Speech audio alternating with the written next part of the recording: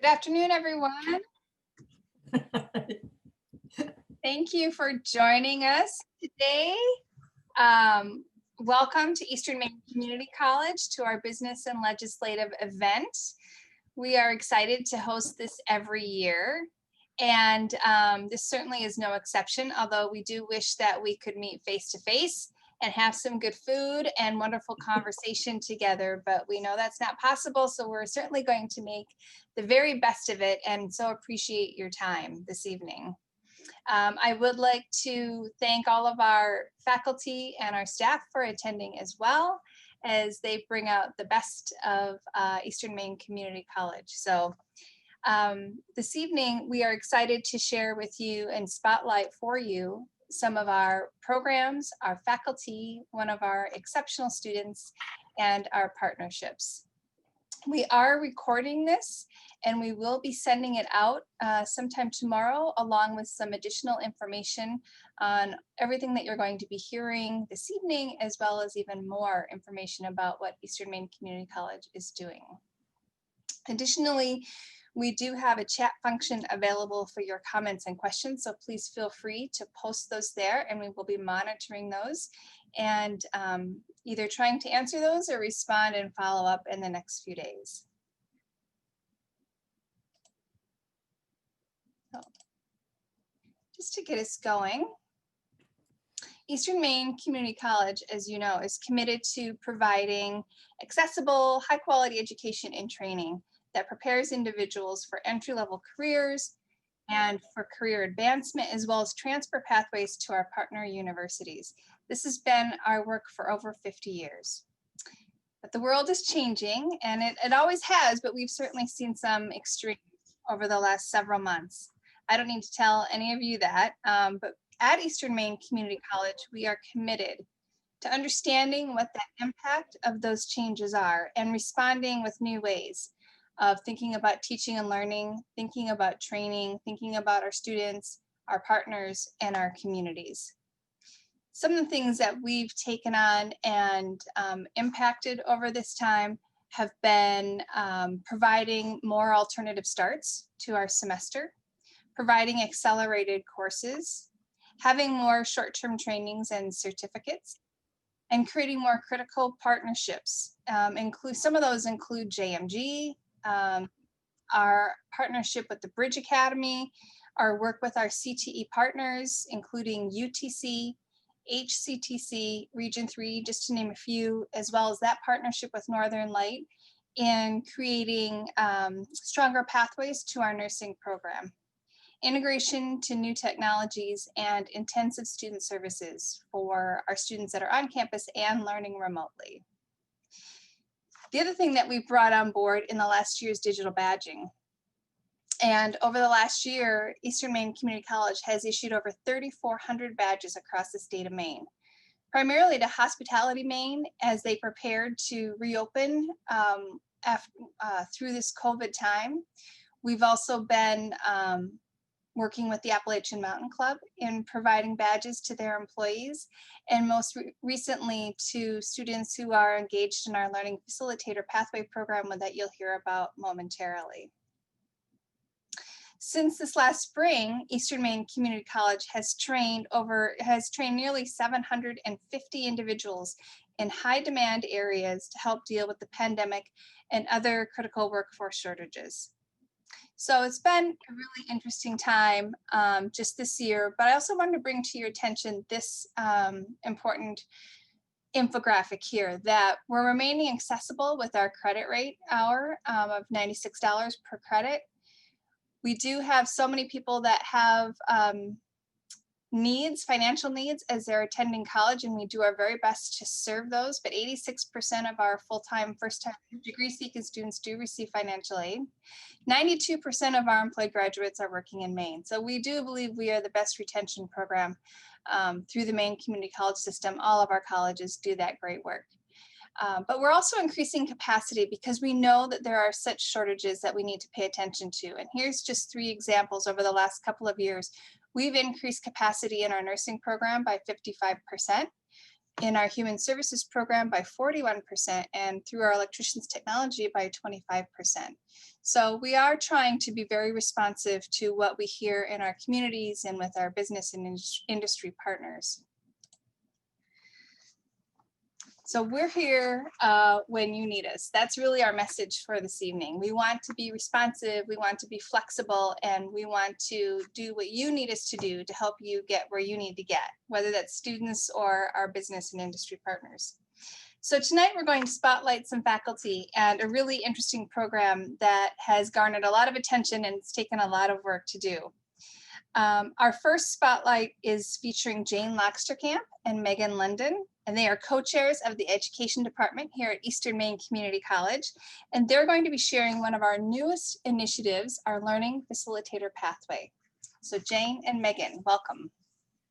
Thanks, Lisa. Thank you, Dr. Larson. I'm just sharing my screen here. All right. So we're just going to share a little bit of information about the Learning Facilitator program. And it's really an intensive training program. It lasts over the course of an academic year, and it's meant to support paraprofessional educators to move into school systems. It was brought to us upon the request of the Department of Education to support shortages in schools related to the pandemic, but certainly we know that there are shortages across the board in any given year. So we were really excited to work with the department in creating this program. And just a very, very quick description of the program is that folks come in and they take a week-long intensive boot camp. It's quite intense. And once they get through that, they're actually ready to work in schools. And then there's an extended portion of the program where they are supported through a community of practice where they're meeting monthly with peers who are working in schools and working in the same age group level that they are. And they're also participating in a teaching apprenticeship. And through that time, they are, supervised by a mentor, guided by community college staff, and they're earning digital badges in content areas that really relate to actually being functional in the classroom and guiding and supporting students in a meaningful way. All of those badges stack up to the end, which is the Learning Facilitator microcredential. And under the emergency order currently, these students will be eligible to apply for EdTech 3 certification through the department, which is really just an awesome thing that the department has agreed and looked at that and thought of this as an alternative pathway for EdTech 3 level certification. So that's kind of the program in a nutshell. And we just thought we would tell the story through the numbers a bit. So we had over 280 applications to the program. We actually had to, we closed the applications because we reached our funding capacity. DOE was funding all of the learners, up to 180 learners. And so we ended up with 188 people who actually enrolled in the boot camp. And we ended up with, still counting, 60 plus partner districts who are serving folks in the program or who have folks working already that came into the training program once they learned about it. We have 117 students who are either employed or in process, going through the process of being employed. There are 8 that are in that process. Otherwise, all of that number is employed, working in various levels of EdTech, professional level, or subs, long-term subs. Some are supporting teachers who are remote in the classroom. They're the classroom people while the teachers are teaching through Zoom. And so it's, we've just been really happy with the numbers, of course. And we are seeing connections to our degree programs already coming through from students who have gone through the program. So we currently have 6 learning facilitators who have started taking classes at Eastern Maine. We have others who are looking into programs at our other sister colleges. And we actually have some that are applying to university programs as well, particularly in their online special education degree programs. And so it's wonderful to see this connection already happening back to degree programs. Did I miss anything, Jane? Anything you want to add? That was good. Excellent. And so we really had to think about how do we get our voice out there? How do we get the message around to everyone? So through discussions with the Department of Education, we decided that, a podcast would be a really good idea. And so then we thought about, well, where are the people listening to that we want to reach? And so we approached the Maine Education Matters podcast, and they agreed to do a 3-part series with us to help us to reach the people and inform the state of Maine what we were doing. So the 3-part series, the first part was about the creation of the program, how it came about, the components of the program, how to get into it, etc. around that, just the logistic piece. And then our second podcast was the actual people who were going through it. So we had people who had gone through the boot camp, the 1-week intensive course, and were now in the classroom doing the things that we had trained them to do. And then it was also their mentor teachers talking about what it was like to have them there. And so that was a really nice way for people to learn what's it like, what's this experience feel like, and what do you learn? And finally, the third one, we wanted to really reach the voices from the school. And so we had administrators, we had a curriculum director and a principal who are in school districts in which we have learning facilitators. And they talked about what it was like to have these in their hiring pool, what they were like in the classrooms, as well as just how it was really benefiting them and the students. So we encourage you to listen to the series, and we'll put it into the chat so that if you want to hear more about the program, you can actually hear the voices from the people who were in the program. We think it's very powerful. And then the thing that I thought, Megan and I, as we talked about what we wanted to share with you, I think that one of the really gratifying pieces for the two of us is hearing and reading every single week about how we have impacted these individuals, what they have learned professionally, absolutely, but also personally. And every week, well, almost every class period, we hear comments like, oh, I have to tell you what I did in school today because of what we learned yesterday. Or, I've been so excited to think about. Or, I've always wanted to know more about that. Or, I never really understood it until we did this. Now I get it. And it's, these 4 quotes that you can read for yourself, just really, they're from some of the assignments. Megan and I had 2 sections that we ended last Friday with our students. And these came from some of the assignments that they wrote for us last week. And they're typical of every section of the class that we've run. And I think that what they really show and demonstrate for you is how valuable they find this experience and the impact that this program is having, not only on our schools, but on the citizens of Maine. And I think that's very gratifying and just what EMCC is about. So in terms of our next steps with the program, we have completed 10 boot camps, which again gets us sort of to the number that we had agreed to work with the department. But we certainly know that this will carry on in one form or another moving forward. And we we'll be carrying out the second phase of the program, the teaching apprenticeship in the community of practice, all the way through the end of June or middle of June, end of the school year. And so we're working on that right now, delivering that. And we have 5 sections of that community of practice running. We're going to take all of our learning from the first prototype of our boot camps and revise, refine that portion of the program. And then also at the end, do that with the community of practice. We really would like to adapt this prototype to reach other audiences serving children in various ways. So Head Start programs, childcare or school age programs, and also really look to think about how we can use this to connect our incoming high school students to degree programs, particularly CTE partners and their early childhood programs. How could we have some of this be a bridge between their graduation point into the college, transition into the college. And also we hope to continue our work with community partners, connecting the pathway through to at the university level. We're very grateful and lucky to have university partners that are also working with digital badging, and we have very strong education partners as well. And we really are just looking to identify other funding sources to keep the program going.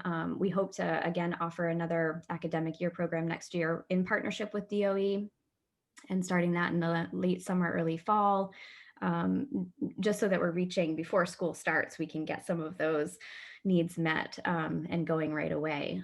So those are our extended plans, and we're really looking forward to continuing the work with everyone. So that's about all. I'd like to just say that I really want to say how it has impacted us too. Yeah. You know, I want to thank Dr. Larson and Dr. Dorr and Chris Winstead. They really encouraged us to be creative and innovative. And this was a very out of sight of the box idea. And they didn't have a problem with that. They supported us, they encouraged us, and they really helped us as we went through all the bumps that naturally occur when you do this type of program. So it's been really helpful for us that this has been allowed and supported and encouraged at the college. And I think that as far as our program, it's really deepened those relationships that Megan and I have been building with our community, with our sister colleges, with our university partners and the Department of Education, so that it's going to strengthen our programs and allow us to even reach broader audiences with our programs as we continue to develop those. So I think it's been a wonderful opportunity for every single person who's been involved in it. Agreed. Well said. Yeah. Thank you. Thank you, Megan. Thank you, Jane. We do want to give a shout out to the Department of Ed because this has been a great program, and working with them through this project has been really meaningful for us to. I have to give, to say to Megan and Jane that they pulled this off in a couple of weeks and made it happen was really, really amazing to watch and to see. But it's also really great because it follows a model that is really close to us at Eastern Maine Community College, which is that train and place mentality, that we know that individuals want access to high quality education and training and want to remain in their communities. So the more that we can do that and help people thrive and stay in their communities, that's really important to us. So thank you, Megan and Jane, for making that work for so many people. And I have to say, I love the phrase, discipline plans are like diet plans, or, that was great. So thank you very much. I'm now happy to introduce our student speaker, Jennifer Hodgins. Jennifer is enrolled in our Human Services program, and she plans to complete this spring and transfer on to continue her education. She's also president of the Student Senate and is active with the psychology group on campus. She shared this about what her main focus is. Their kindness, compassion, and community.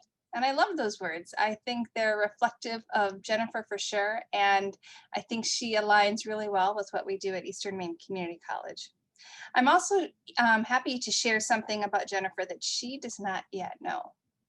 Eastern Maine Community College, in conjunction with our Beta Beta Omicron chapter of Phi Theta Kappa, which is an honor society on campus, they select students each year to represent Eastern Maine Community College on the all-Maine academic team.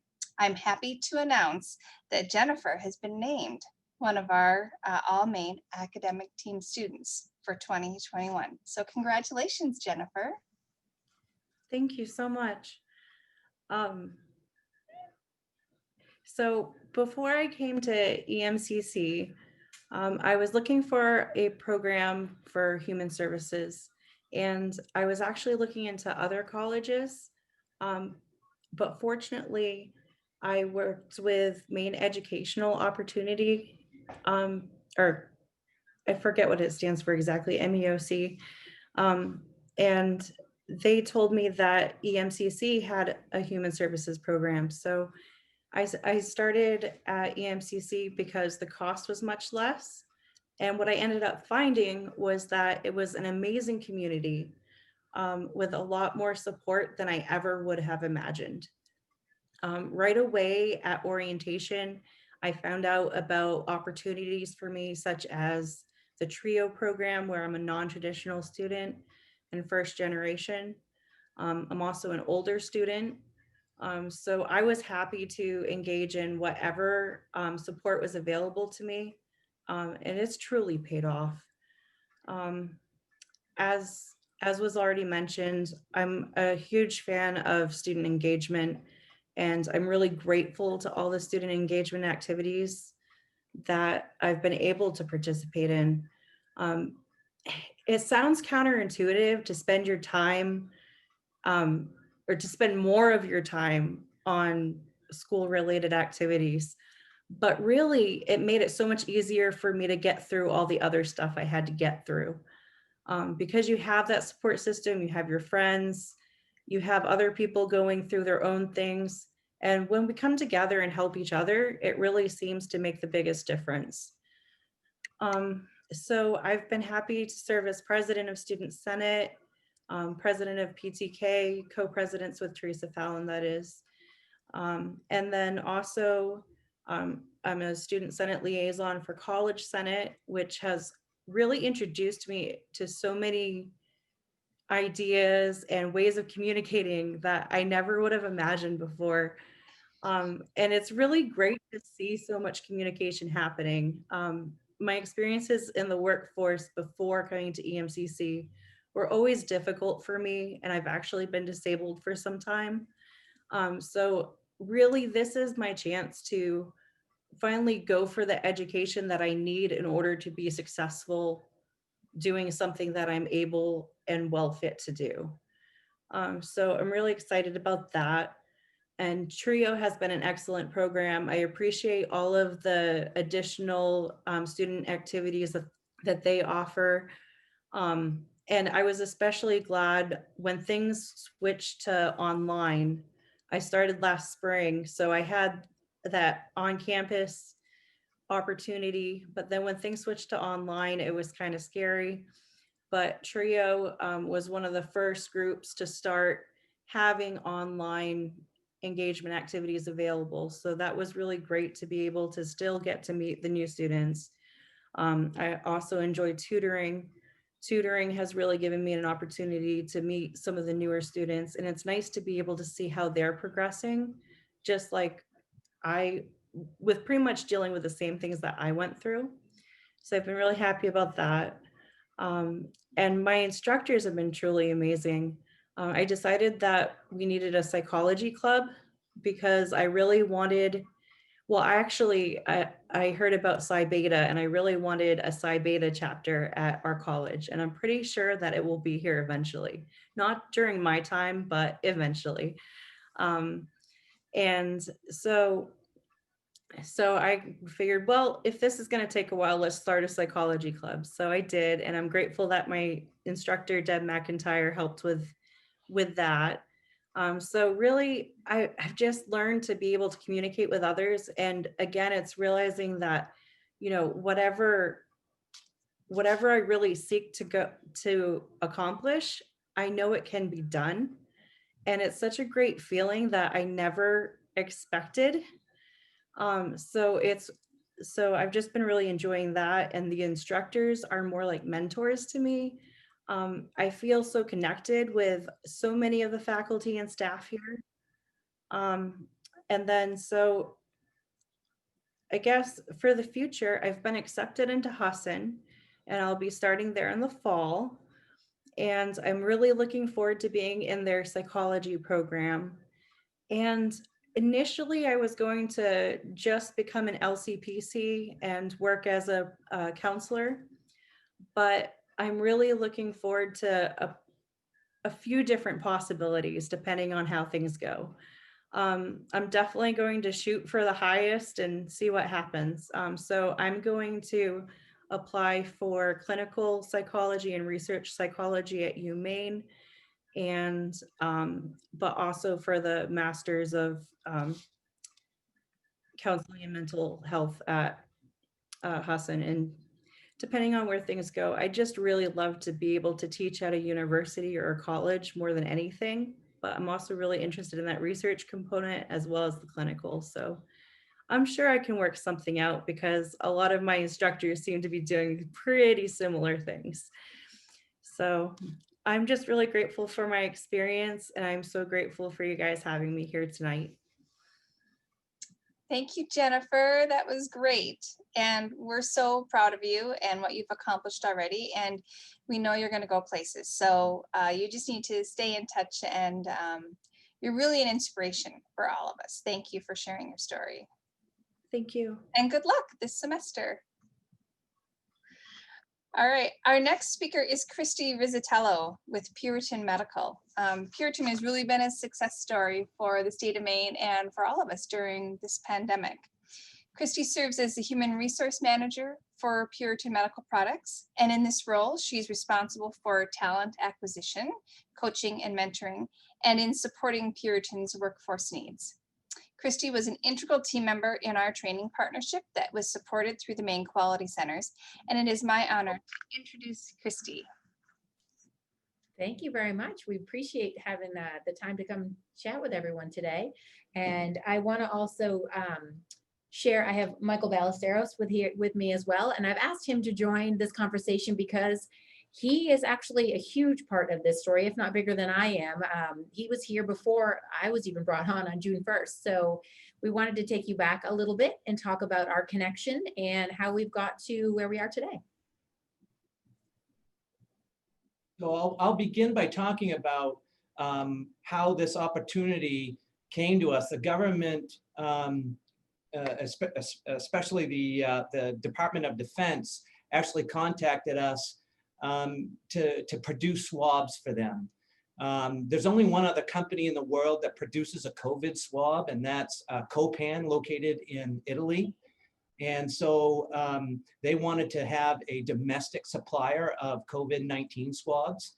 And so they approached us about an output of 20 million swabs a week. And what could we do to provide that? The only way that we could provide those numbers is to have a new factory.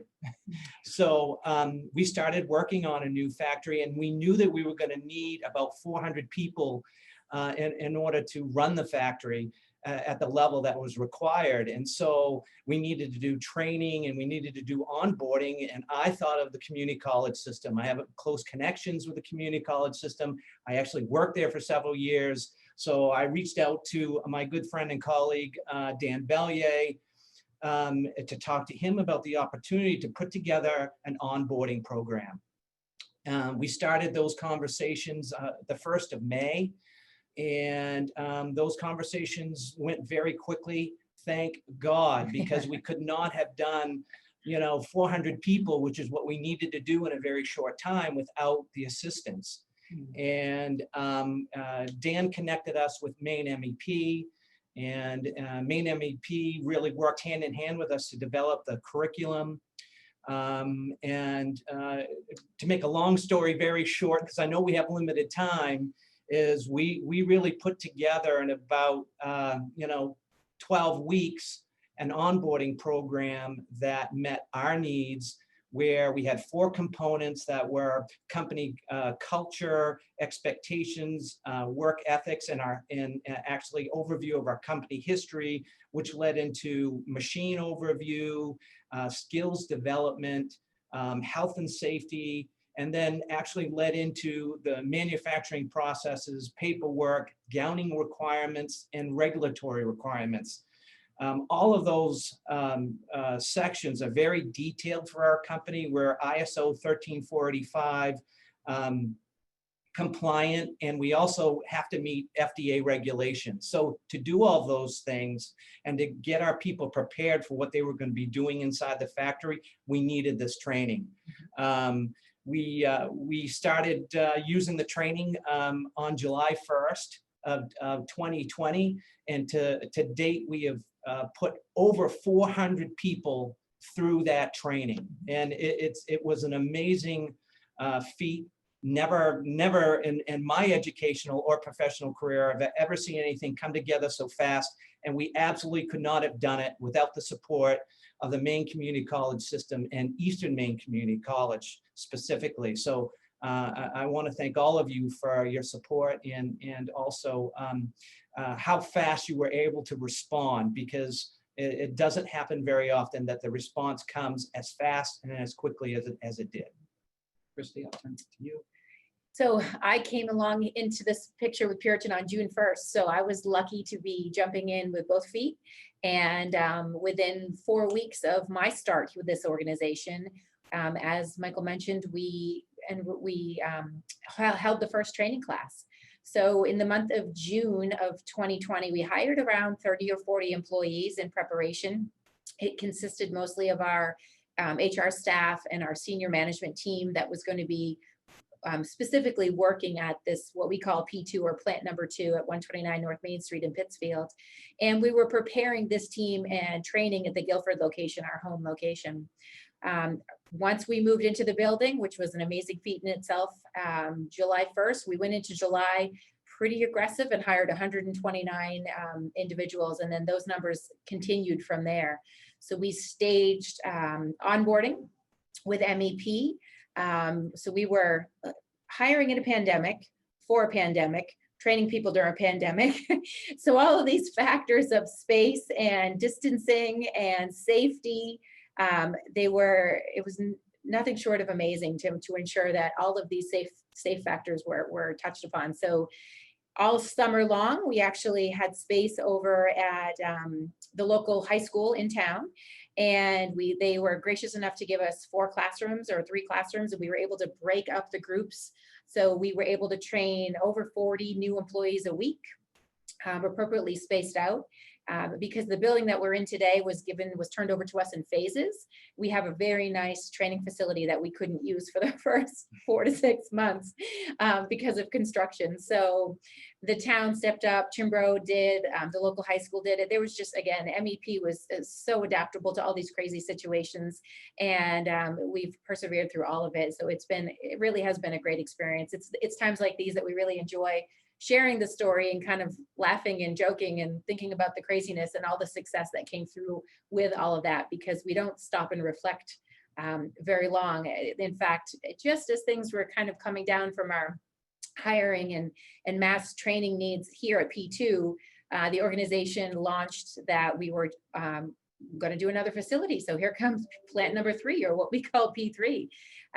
Lucky for us, it's about a mile up the road here in Pittsfield. So this team kind of reorganized again and re-ramped up with MEP and the community college, and we're continuing this stampede right down the road. So the impact in this community has been outstanding. Around over 70 million investment in the community with the buildings and the technology that we brought in.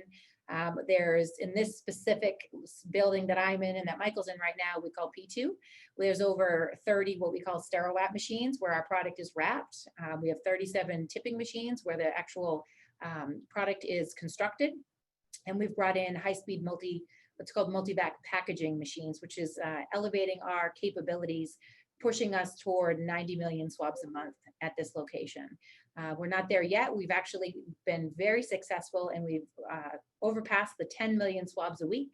And that was before our projections and in less than 6 months from complete startup with 95, 98% brand new employees, learning this business, working together, creating a brand new culture of positivity and rising each other up in support. And it's been a very, very fun couple months. Stressful, but fun. Stressful is, yeah, that's a normal term for us now. We have over 400 employees here at P2, and we are going to be looking at about 300, 350 at P3. At our flagship location in Guilford, we have around 500. So the organization has seen rapid, intense growth, and we knew that to be successful in this quick growth, the training and the onboarding and the preparation that we provide employees from day one to ensure that there was no overwhelming feeling walking onto a manufacturing floor, or they really felt part of it as soon as they were here. That is down to our core of what we believe for ensuring success for our employees. These are not short-term positions. They're all full-time benefit eligible positions. And we wanted these employees to stay here as long as they wanted, and we wanted to invest in them from the very beginning. So we believe in onboarding, we believe in training, and really setting them up for success from day one. The overall impact, just even talking about P2, is well over $250,000 a week in payroll. And you know, COVID swabs. Let's talk about why we're doing this. The world has seen what none of us have ever seen in our lifetime for the most part. And so this is something our family members talk about, that maybe something they've seen, or generations above us. And the production demand is pretty serious, and it's for a very serious reason.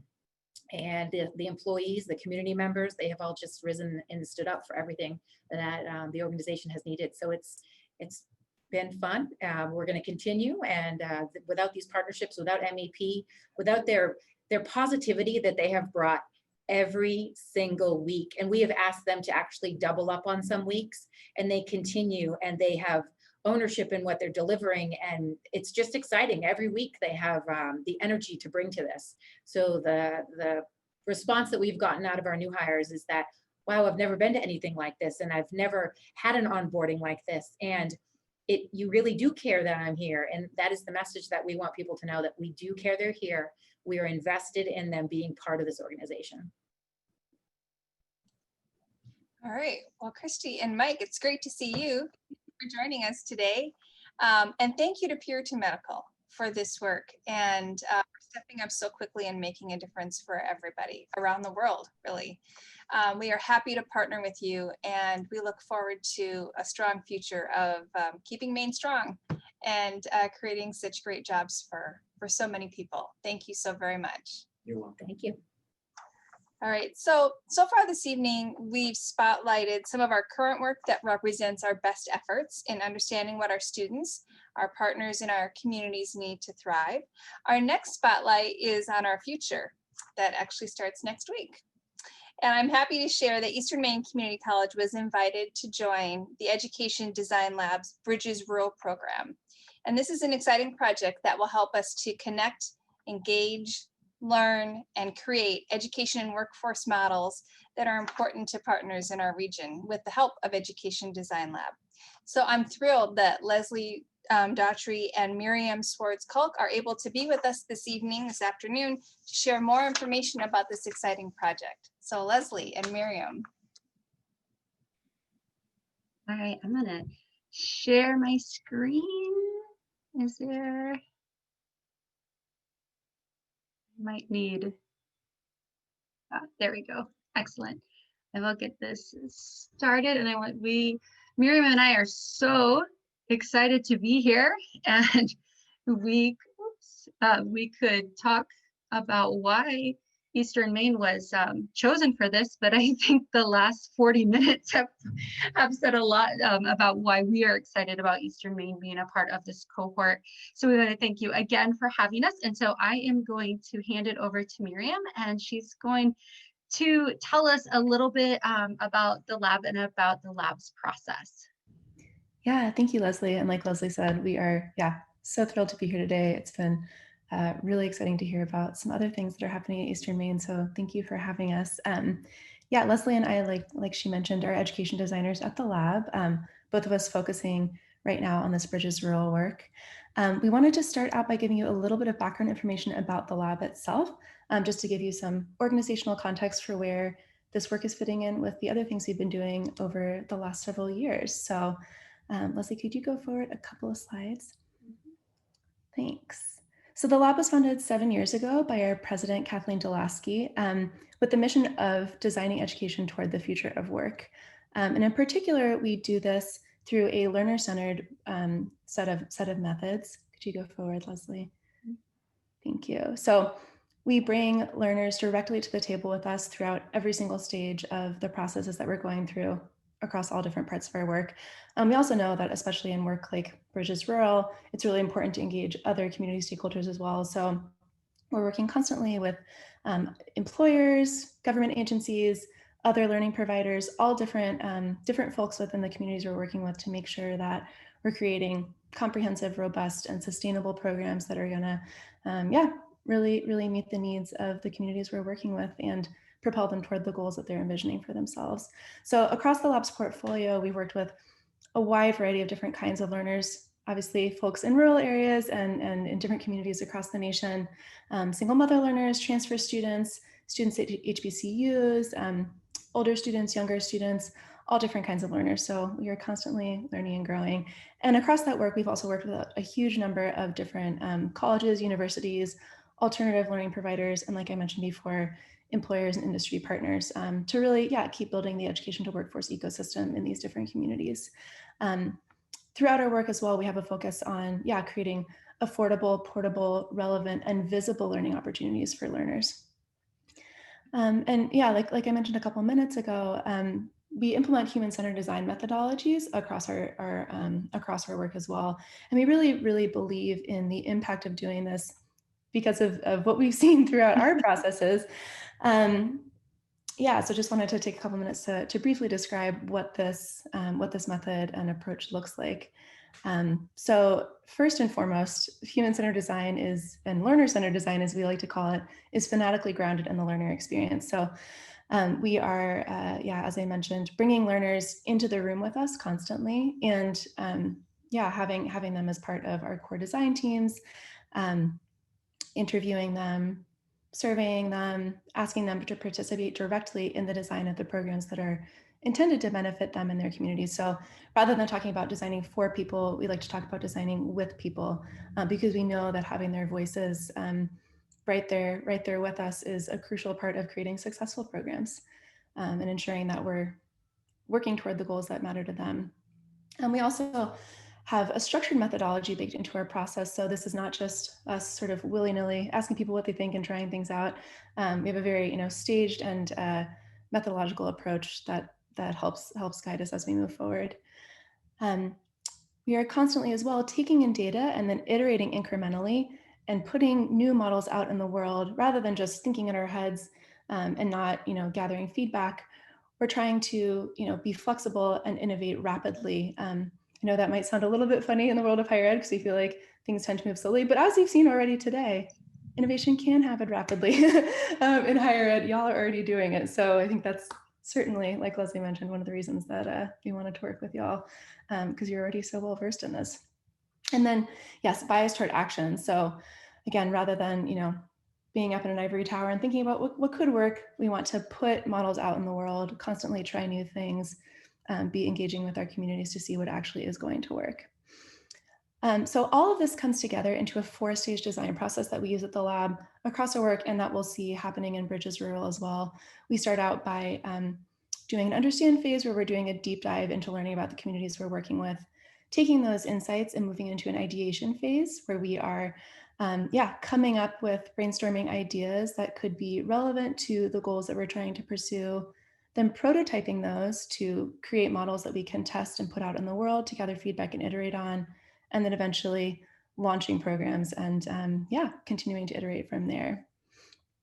So again, in terms of design mindset, that I think that Eastern Maine is already really embodying across a lot of its work, and that the lab has seen in our past work with Eastern Maine as well. We really push people to try to think outside the box and leave any preconceived notions they have about what could work at the door as they enter into this design process. So we try to encourage people to get comfortable with being uncomfortable and thinking about, new ways of potentially doing things, breaking down our sense of this is the way that things have to work, this is the way things have to be, and trying to imagine what could be, how could things be different at your institution and at your community. So just a little bit of background on the process and the approach that we're going to be implementing in Bridges Rural, and that we're really excited to go through with Eastern Maine. So I'll hand it back to Leslie to talk a little bit more about this project specifically. Thanks, Miriam. Yes, and so Bridges, first, what does it mean? We'll say that. So Bridges means building rural innovation and designing educational strategies. And so we would be remiss if we did not thank our funder for this project, which is the Ascendium Education Group. And so the Ascendium Education Group, right out of the Midwest, actually has an entire rural agenda that they just launched last year in February of 2020. And so we are one of the first projects coming out of this rural agenda. So we're very excited to be a part of that early learning experience with Ascendium as well. And so in design, we always start with what we call a design question. So what are we looking to solve or answer, or what approaches are we attempting as we move forward? And so the design question, the overall design question for this challenge is, how might we strengthen the capacity of rural community colleges to be the critical engines really of economic growth in their communities? at the lab, we believe that the community colleges, they represent the community. They are the community. And so really working with them to, as Miriam talked about, think differently about some of the approaches that they are using within the community college when it comes to economic growth, when it comes to engaging learners, and all of the other things we'll be exploring. You can see here some of the challenges for the design, our goals, right? So we're going to produce outcome-focused prototype models, pilot designs ready for implementation. Miriam already talked about that a little bit, but we are going to go quickly into this work and have pilots on the ground by this time next year. We will have pilots on the ground. We're also really focused on building the capacity of the participating community colleges, really to better serve the rural learners through human-centered design. Again, this is a part of a really large learning agenda, not only for the lab, but for Ascendium and really for all of rural community colleges. And the 5 community colleges, including Eastern Maine, which we'll talk about here in a second, that we selected for this are really going to be the center of this thought leadership. They were chosen because we know that they are primed and ready to be leaders in this area when it comes to rural community colleges and community colleges in general. So we're excited to be part of a larger narrative that's going to publish and really disseminate this new knowledge throughout this area. And finally, our goal is really to establish a lasting infrastructure for this work that can contain and be sustained, continue to be sustained through, throughout the length of this project and far beyond. So a little bit about getting to what we call our EOI, which is, I like to call a light RFP. For those of you on the call from Eastern Maine, you've heard me say this a lot. And so this is how we got here. So we started this in actually April of 2020. We started a research project that took us to a studio session with some experts and those in the field that are doing a lot of work to really sort of think about, what are the big themes for rural areas. We ended bringing in about 35 community colleges that we thought were primed for this experience. And then from there, really looking at what they were doing, some of the projects that you already have highlighted here, that got us down to 13 community colleges that we did personal interviews with. And then we sent out the expression of interest to 9 community colleges, and that got us to our final 5. So these are the final 5 that will be a part of this first cohort. So we have the College of Eastern Idaho, Eastern Maine, of course, Finger Lakes Community College, yes, Finger Lakes Community College, which is in upstate New York, Washington State Community College, which is in Ohio, but right on that West Virginia border. So they kind of have 2 states in there. And then we have Zane State College, which is also in Ohio. So very excited to embark on this journey. Just a quick picture of the studio team so you can see we really were working with a large group of educators and experts, demographers, researchers throughout the United States to really learn more about them, their rural areas as we set up for this. And you can see over here in Maine, we are very excited to have Megan London as a part of that studio team and a continued thought partner throughout this process. So thank you, Megan, for your work in this early time as well. This is just an example of some of the themes that Eastern Maine and others will be exploring in the next year. So you can see, again, this came from a lot of our early research and talking to those experts within the rural community college space. And this is, again, an example as we think about, again, as Miriam talked about, really the design process is really taking a theme, making it into an idea, describing that idea, and then really thinking about what are the outcomes and evaluation periods, things that we're going to be looking at for the next year. So just wanted to give you an example of what that looks like. And then this is the design year. So this is what we will be doing for the next year. So we have our session 1 kickoff, which is happening next Tuesday and Thursday. And you can see that we will be either virtually or in person. Fingers crossed we're in person, coming up hopefully starting in late spring into next fall to be on your campuses and learning and talking to you all and your learners. Part of the another big piece of this that we're excited about is we do have 2 incentive fundings that come with this as well. So there's a funding at the front of the project to be able to help those that are involved, and then we also have funding at the end for to support whatever pilot, eventual pilot that is. So I wanted to talk a little bit about this just because we have all these wonderful people on the phone virtually today, and what you can do as somebody that is at Eastern Maine that may not be a part of this core design team, or somebody within the community, and that is really being there. We are going to ask a lot when it comes to perhaps interviews or taking part in gallery walks or other sessions that we're having. So this is just sort of our call to action for the core design team and all of the other people on this call, to keep an eye out if we're reaching out to you or somebody from the core design team. This is a whole community design project, which means we need all of you to make this work. So again, we have our kickoff coming up, so you can just see. We just want to give you a little bit of idea of what that is going to look like. We're excited to have Deborah Santiago from Ed Excellencia, who will be our keynote speaker to really talk about the changing demographics of rural on our first day. And on our second day, we have John White, who was the Undersecretary for President Obama when it came to rural education policy. So setting the stage after the inauguration of what we're thinking about with rural education policy in the next 4 years. And so that's it. Thank you again. If you have any questions or if you want to check out the lab, we also have an innovator network that you can sign up for. And through that innovator network, you can just follow this project and all the other projects that the lab has going on. So thank you.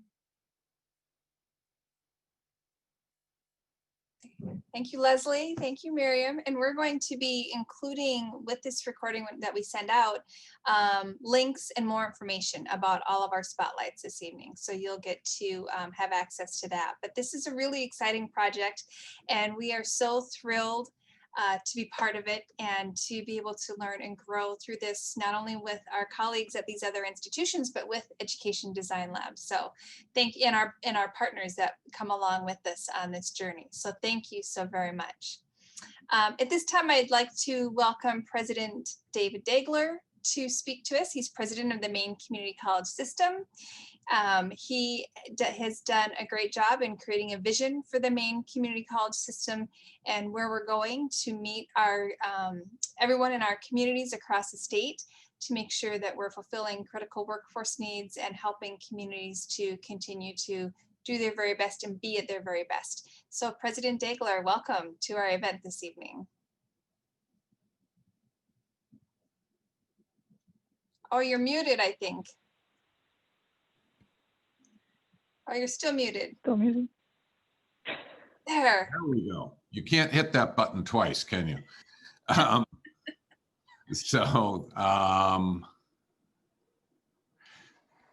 So thank you very much. And there are veterans in the audience and there are new folks in the audience, but if you hang around for a while, we're going to get you a pack of sticky notes, and you're going to hear terms like ideation and prototyping programs and stuff like that. When you're the president of a community college, you really can't have a favorite community. When you're the president of the system, you really can't have a favorite college.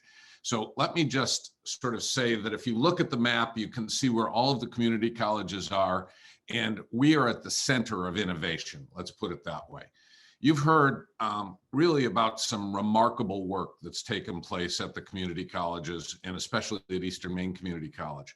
Work that's taken place in a very short time period to meet a very critical need.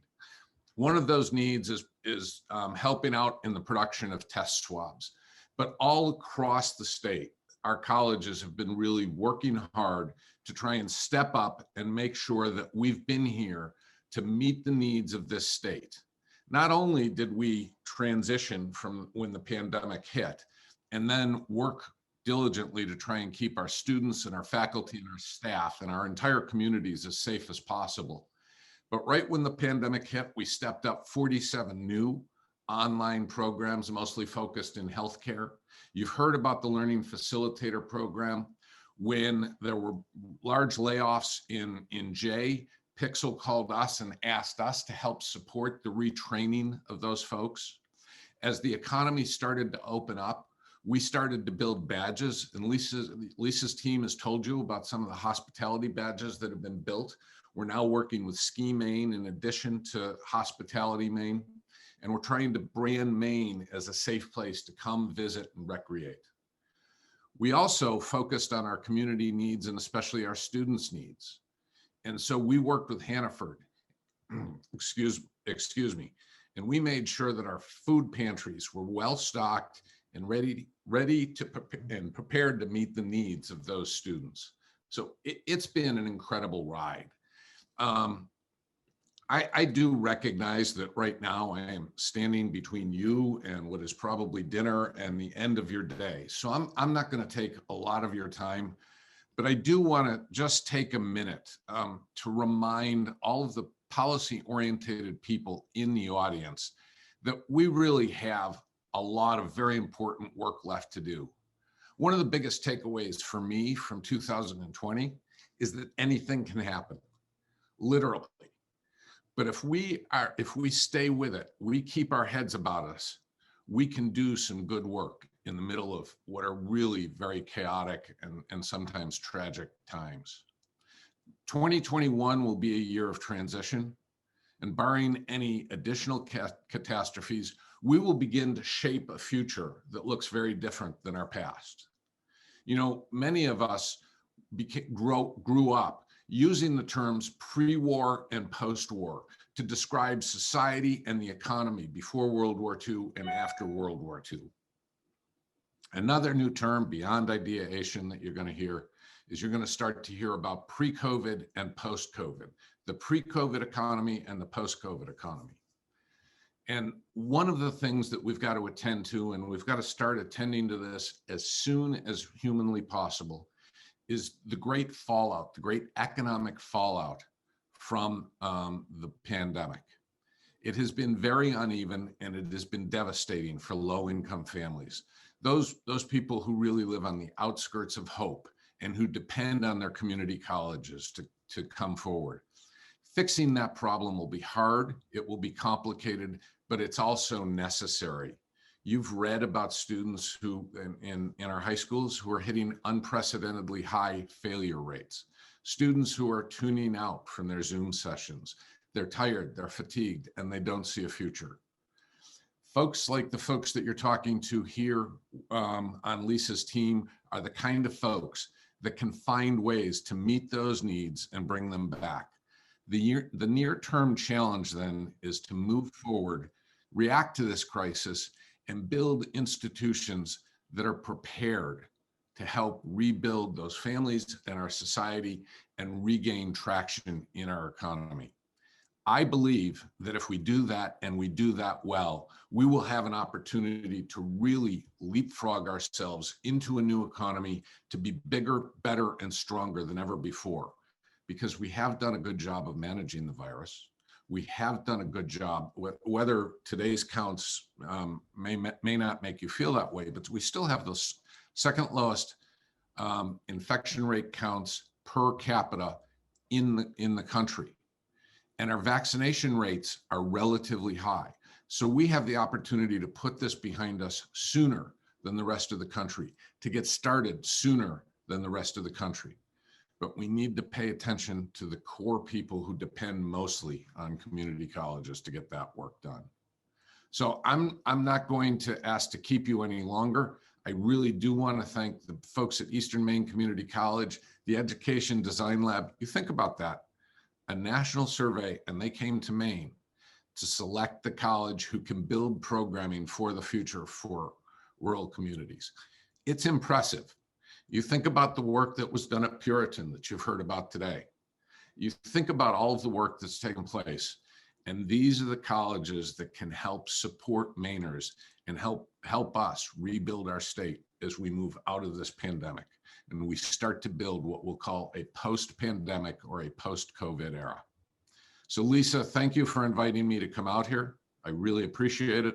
And thank you to you and your team for all of the tremendous work that you've done, the innovation and the heartfelt work that's just gone in to not just keeping the college safe, but to building a better community as you go forward. Thank you.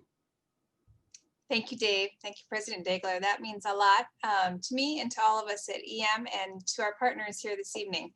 I would leave us with really our work ahead of us. And I think of 4 words. You know, we've thrown out a lot of words today, but really my 4 words that I think we live by every day at EMCC is, now I have to think of them again, but I had them a minute ago, is to be able to connect, to collaborate, to create, and to be a community. And we don't do that alone. We don't do that in a silo. We do that with all of you. And we are our best because you help us be our best. So thank you again this evening for joining us. And we will be sending out this recording and more information to follow. Please feel free anytime to follow up and ask more questions or to engage with us. We would love to have you. And we really can't wait for this event to be live and for all of us to be together. And so thank you for joining us at this annual event. We look forward to seeing you soon on campus, and we wish you all the very best and for you to be well.